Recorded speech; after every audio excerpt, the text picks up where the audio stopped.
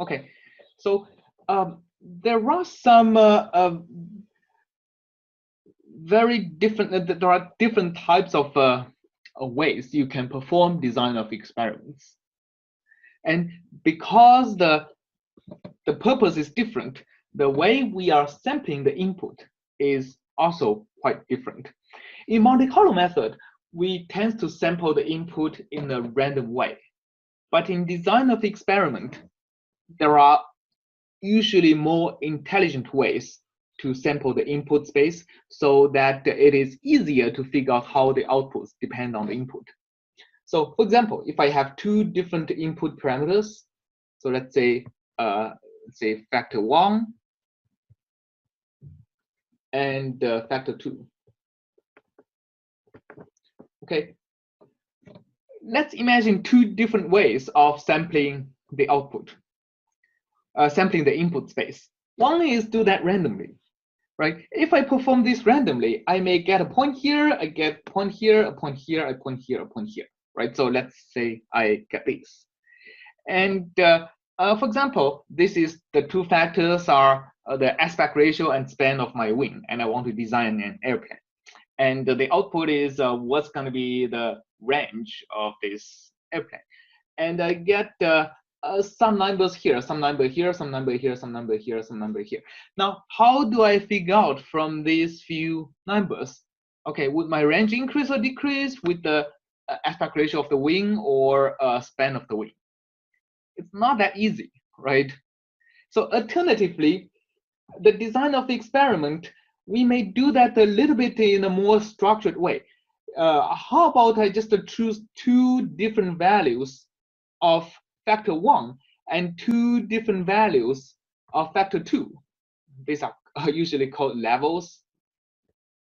Level 1, level 2 for factor 1, and the level 1 and level 2 for factor 2. So essentially, I'm going to be evaluating in the intersection of these levels. So this is a special case called a full factorial design.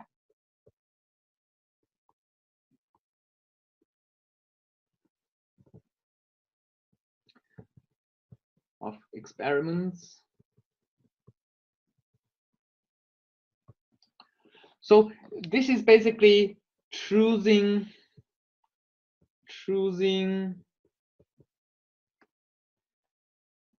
let's say ni levels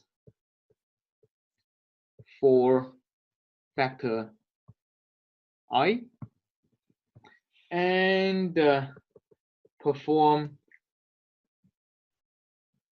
however many evaluations necessary to complete all possible combination of these levels.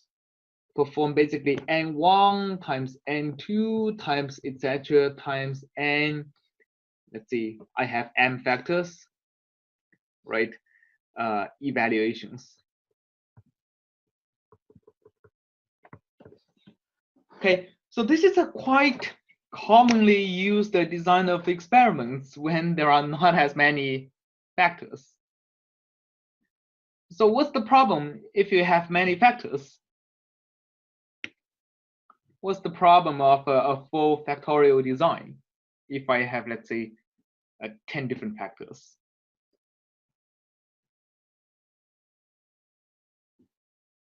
Yeah?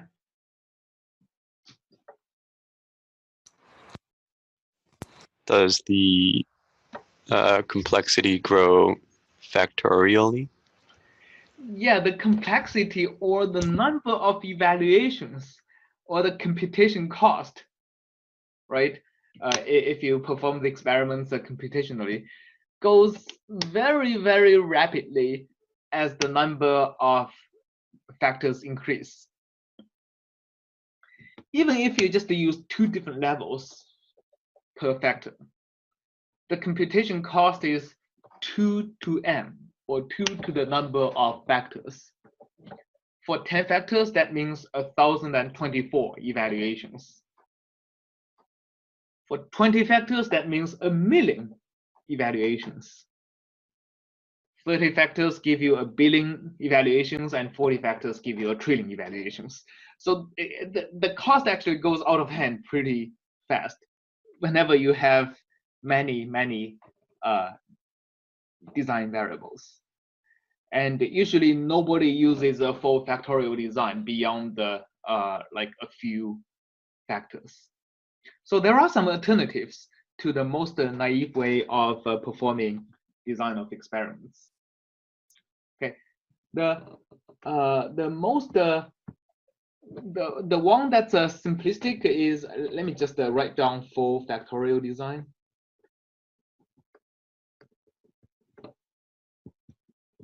As being useful when there are not as many factors. And 2 is there are many different types of what people call partial factorial design, but like one of the example is parameter study. A parameter study basically holds every factor in its a standard or default value, but varies just one parameter. Okay, essentially, for example, if I have 2 parameters, if I have two factors, let's say factor 1 and factor 2, instead of having a full grid, I'm going to be choosing a standard value of f1 and a standard value of f2. And my evaluations are just going to be done on the x-axis and y-axis, right? I'm just trying to figure out how does each variable change the output when all the other variables are held fixed.